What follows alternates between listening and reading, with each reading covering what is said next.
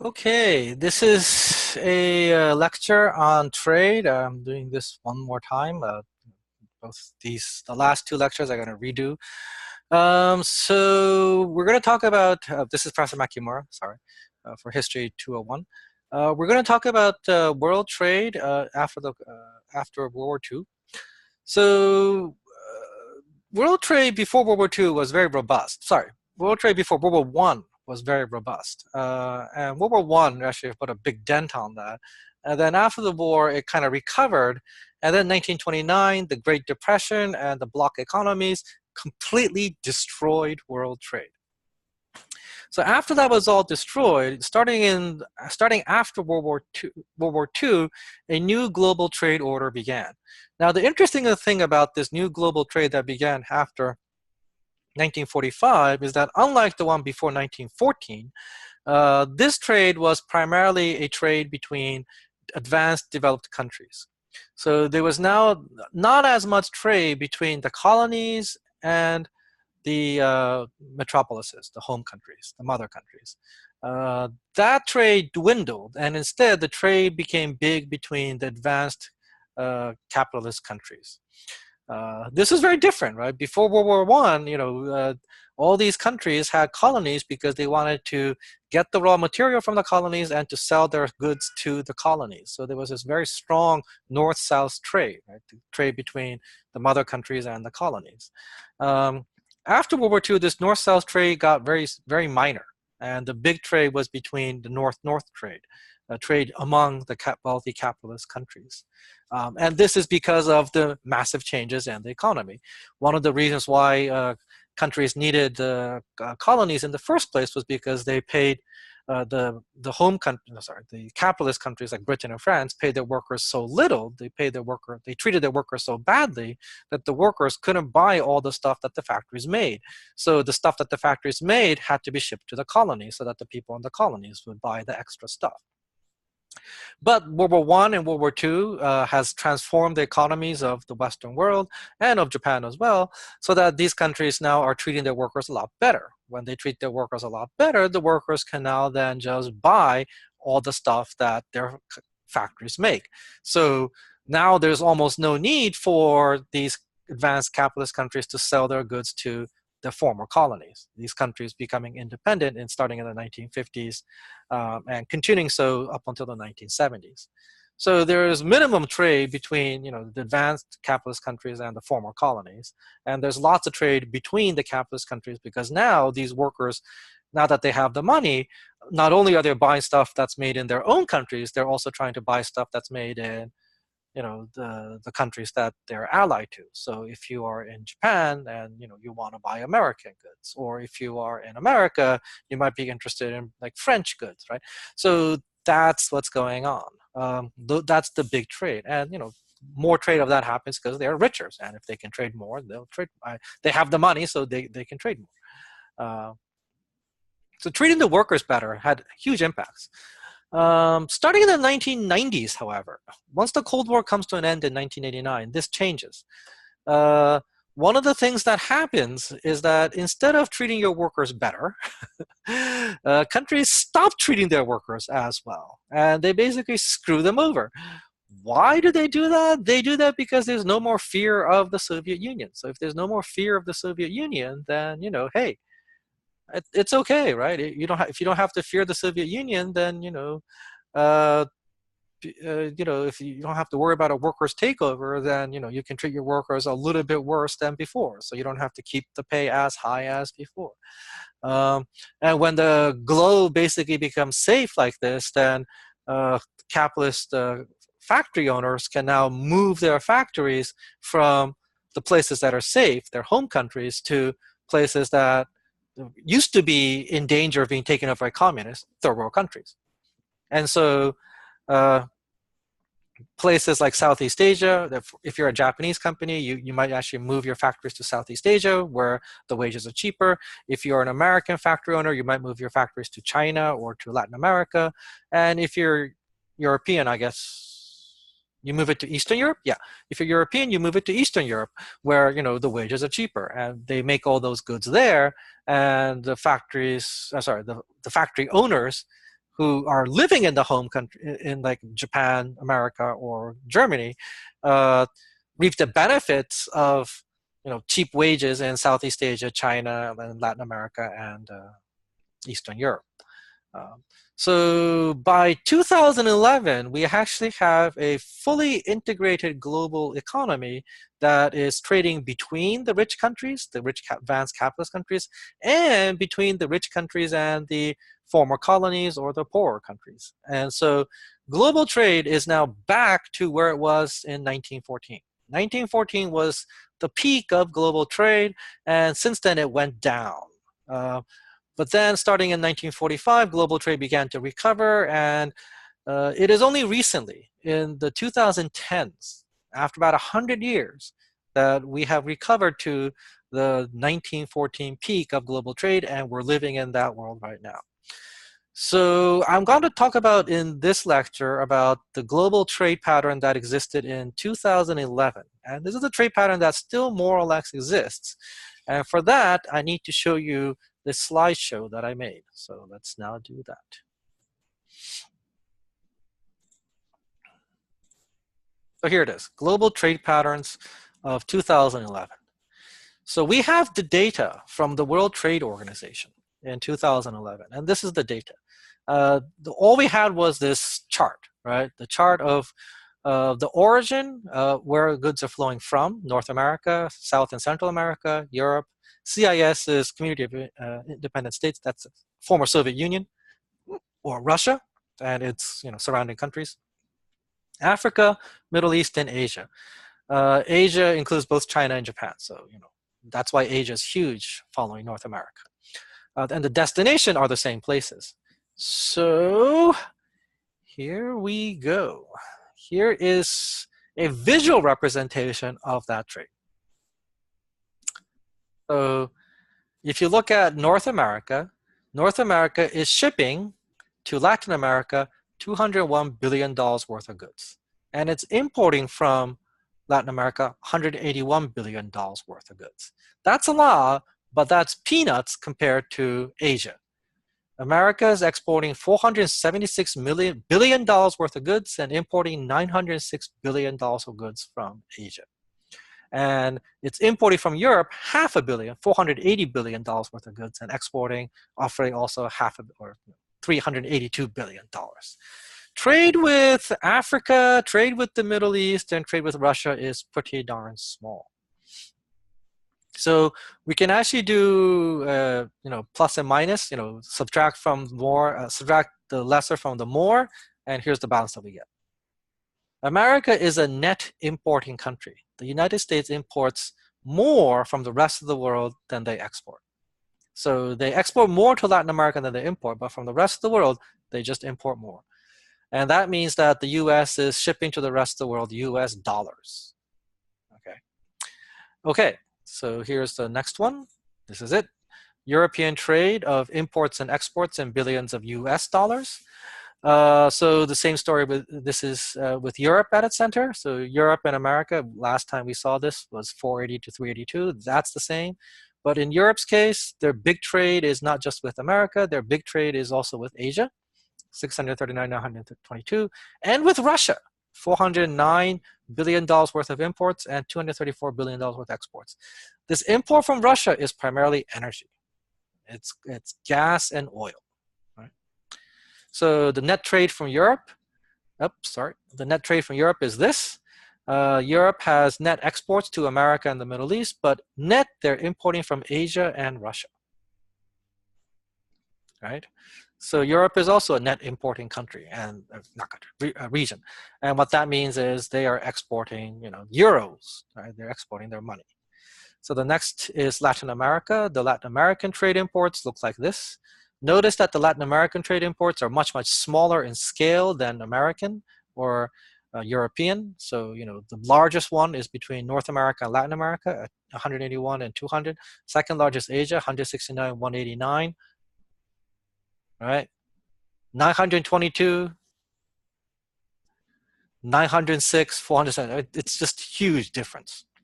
So back to Latin America, and here's the difference. And you can sort of see how small these numbers are: 2 billion, 8 billion, 19 billion, 20 billion, 3 billion. Latin America also is a net importing country, but it's only net importing 14 billion. So, that's pretty small. So that's pretty much a balanced trade. So here's African trade. African trade, like Latin American trade, is also pretty small in scale. It's not huge. And here it is. The big one is from North America, but the rest are also very small. And they're a net exporter, but overall they get only $36 billion. So it's almost like Latin American trade. This is almost balanced trade.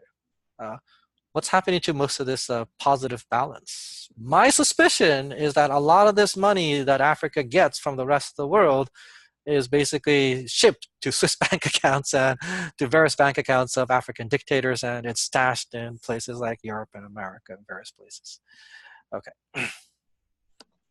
So this is the Middle Eastern trade. The Middle Eastern trade is actually pretty big. It's because they have trade with Asia. They're exporting $660 billion worth of goods, but this is probably all oil.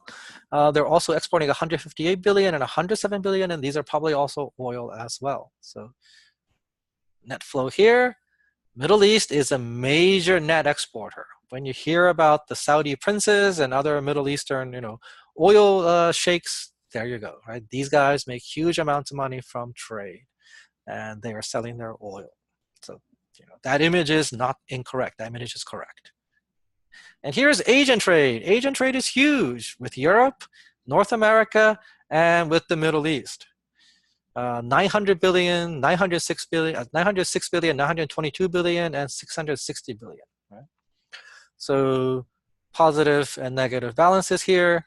Asian trade net exports is $314 billion. Right? They're huge exports to North America and Europe. But in Asia, they're maybe making huge exports to North America and Europe, but they have this huge import from the Middle East, namely the oil, and that's actually canceling out its huge positives. So there are these very, very wealthy, Chinese and some Japanese guys, but that's not oil money. That they're actually making things. And here is Russia. Russia's big trade is with Europe. And boom, 175 billion. Russia is also a major net exporter. And this is where you get the story of the Russian oligarchs, where the Russians are making huge amounts of money. So now let's add this all up. North America has net imports of 645 billion. Europe has net imports of 249 billion. Latin America has net imports of 14 billion. That's a total of 1.8 billion or $1 trillion. And Africa has net exports of 36 billion. Middle East has net exports of 417 billion. Asia has net exports of 314 billion. And Russia has net exports of 241 billion. And that's a total of 1,008 billion or $1.008 trillion. And this balances out. It has to, because the globe is a closed circuit. There's, America, the world, the Earth is not exporting to, Mars or anything like that. It has to balance out. Okay. And now we look at the importance of global trade for each region. So if you look at the amount of trade that each place is doing, and if you look at the amount of goods that they're exporting to all together, this is the results that we get. So although we have huge trade numbers in America, Latin America, and Asia, notice that in terms of the overall economy, it's actually pretty small: 3.8%, 2.2%, 1.7%. Middle East and Russia, on the other hand, is heavily dependent on trade. Their economy, relies on the foreign trade, and this is the reason why when you do embargoes on countries like Russia or countries in the Middle East, it really hurts them because trade really is the big thing. For countries like America, or Europe or Asia, cutting off trade between them and the outside world is not going to impact them that much. I mean, it's going to hurt, but it won't impact them as much. So now this is a net schematic flow. So if we eliminate all the under 50s, so we have this. So the net Russian trade, the only thing you keep will be the 175 billion, and you drop all these because they're all under 50. For this one, you just keep North America, Europe, and Middle East, and you drop the other three. For the Middle East, you drop everything except for the trade to Asia. For Africa, you drop everything except for the trade to North America. For Latin America, you drop everything because it's all under 50. For Europe, you keep Europe to North America, you keep the Asia to Europe, you keep the Russia to Europe. And for North America, you keep the Asia to North America, Europe to North America, and Africa to North America, and you drop the other three. So when you do that, and you put it all together, this is what you get. This is a net global trade flow schematic. And one of the things that you notice is that Africa, the Middle East, and Russia are exporting to Asia, North America, and Europe, and they are exporting energy. They are exporting oil primarily, okay, oil and gas. And Asia and Europe are the producer countries. Asia produces high-end products and low-end products, and they sell all that stuff to North America and Europe. Europe and America buy low-end products from Asia. America buys low-end product and high-end products from Asia. Europe primarily is buying just low-end products from Asia. They're probably not buying that much high-end products from Asia. Europe buys the low-end products from Asia, but Europe also makes high-end products, and they sell that to North America. Does that make sense? So Europe has money that's coming in, and then they use some of that money coming in to ship to North America. Asia has money, Asia has goods coming in from the Middle East, and then they use that to make all these stuff and ship it to Europe, and they get the money in return. What this means is that if you, so that's the flow of goods. So if you actually reverse the flow, reverse the arrows, you will get the flow of money. Money is flowing from America to Africa, to Asia, and to Europe. Right? Money is flowing from Europe to Russia and to Asia. And money is flowing from Europe and America to Asia, and from Asia to the Middle East. Right? So Africa, Middle East, and Russia is getting money. They're getting euros, they're getting dollars, and they're probably getting Japanese yen and Chinese yuan. What are they doing with all this money?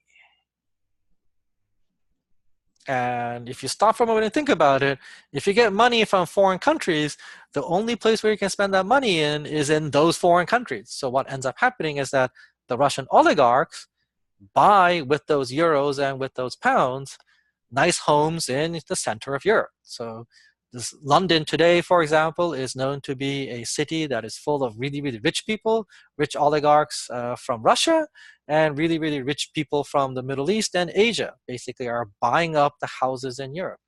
In America, we all know that New York City, Los Angeles, the center of these cities are basically places where the super rich people from Russia, from Africa, the Middle East, and Asia basically buy these high-end apartments. And Fifth Avenue and the Upper East Side basically has these high-end apartments, but they're usually not lit because they don't live there.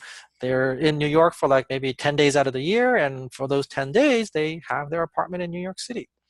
So that's what's happening in this net global trade flow. So, and there you go, right? So why does this work? This works because the rest of the world thinks that the US dollar is useful. Right? In other words, another way to think about this is the United States is running the greatest scam known to mankind. They are basically giving the rest of the world green pieces of paper with funny faces on them and saying to the rest of the world, this is worth something. For this piece of paper, I want you to give me a car. I want you to give me actual things. And we are getting that. So the US government debt, until this is called into question and people say, oh, wait, I don't want to take your money. I want to get something real for something real that we're giving you. This is going to continue. Either that or the fossil fuels basically will destroy the economy or the environment. Right? That's the, or fossil fuels run out. Although from the way it's looking, I don't think fossil fuels is going to run out before the environment is destroyed. So either we're going to destroy the environment, or people are going to realize that this US dollar, this green pieces of paper are not, can't really be relied upon. When either of those two things happen, this global trade pattern will finally cease to function. So finally, Is the $645 billion that the US basically imports from the rest of the world a large number? Well, in absolute terms, yes, but not in relative terms, right? The US and Canadian GDP of 2011, that's gross domestic product, that's the total size of the economy, was $16 trillion. So 645 billion is about 3.8% of the total economy. To give you a contrast and how this actually means, the housing bubble, or the 2007-2008 financial crisis, the housing bubble that caused the financial crisis, that was $2,300 billion, right, in home equity loans. And the Federal Reserve calculated that $7 trillion was lost in the housing bubble crash from 2007 to 2011. And our economy went into a tailspin and we had a great recession, but it didn't destroy us. So even if the globe actually calls our, notices the scam and says we don't want to do this anymore, it's still not going to destroy the American economy. The American economy can actually retool itself because 645 billion is big, but not like massive big. So what this means is that the US debt that the US government has is not the main threat, because as long as other people are willing to take this, we can just basically pump out US dollars and just give it to foreign countries and keep borrowing money and doing this. What's the real threat is if people stop accepting the US dollars or the environment. If fossil fuels are finite, then the fuel prices will remain high, although the way we're finding more and more sources of fossil fuels, for the foreseeable future, seems to be a problem that we don't have. The problem that we have seems to be is global warming. We now actually have global warming. The Northwest Passage is a famous passage that will connect North America to Asia. So you can go, you can go through the ice-free area through the Arctic Ocean to get to Asia. And it is now open. This used to be completely locked in ice, even in the summers, and that is no longer the case. So there you go. Will we transition to a post-fossil fuel economy? Will we avert the environmental disaster? These are timely topics that people are debating. I can say I don't know. I would sincerely hope that we do avoid global disaster. Will we do so? I gotta say, I'm kind of skeptical. I have the suspicion that human beings, we will screw ourselves over and we will not act until things look really, really, really bad, and then it will be kind of too late. And there is a good chance that we will actually destroy a good chunk of the global economy and the global trade and the modern industry and the modern life that we have constructed ever since the Industrial Revolution of the 1800s. So it might be a dream that lasted 300 years and then we all crash and everything goes really, really bad. Or if we do it right, maybe we will suffer a little bit, but the technological loss will be minimal and we can actually survive all this and get out well. I really doubt that we will suddenly come to our senses within the next 5 years and we solve this problem and we live a hunky-dory life from this point onwards. That seems like highly unlikely.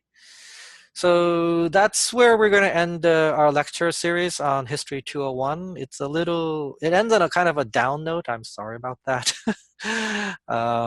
But I can't be optimistic, so I can't tell you that everything is going to be hunky-dory. So that's why we're going to end with this. But this does actually give you a perspective on how the world works, and that's actually pretty important. This is it. I hope you guys enjoyed this winter intersession, and I hope to see you around on campus. Okay, bye-bye.